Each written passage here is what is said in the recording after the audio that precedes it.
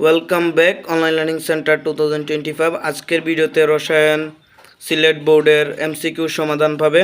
তো 1 নম্বরটি হচ্ছে ক নম্বর, 2 নম্বরটি হচ্ছে খ, 3-এর উত্তর হচ্ছে গহ, 4-এর উত্তর হচ্ছে ক, 5 নম্বরের উত্তর হচ্ছে গ, তারপর 6 নম্বরের উত্তর হচ্ছে বৃষ্টির পানির পিএইচ কত 5.0 থেকে 6.0, তারপর 7 নম্বরের উত্তর হচ্ছে ক, 8 নম্বরের উত্তর হচ্ছে গ হ, দেন 9 নম্বরের উত্তর হচ্ছে গ হ, 10 নম্বরের উত্তর হচ্ছে গ, 11 নম্বরের উত্তর হচ্ছে ক,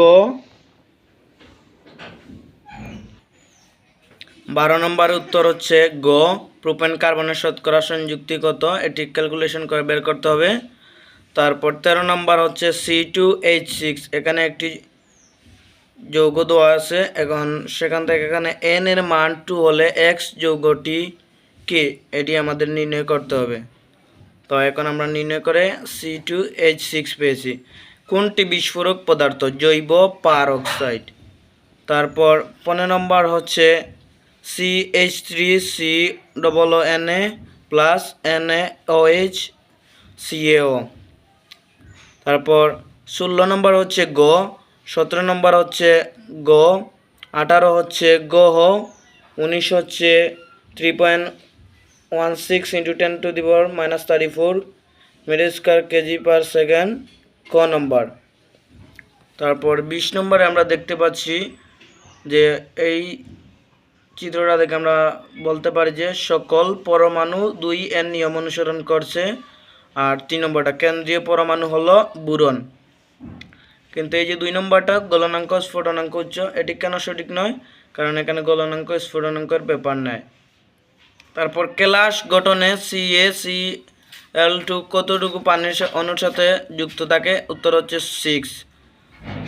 তারপর 22 নম্বর হচ্ছে স্বাভাবিক তাপমাত্রা ও চাপে সবচেয়ে কম ভ্যান্ডার ওয়ালস আকর্ষণ বল আছে কোনটিতে, NH3।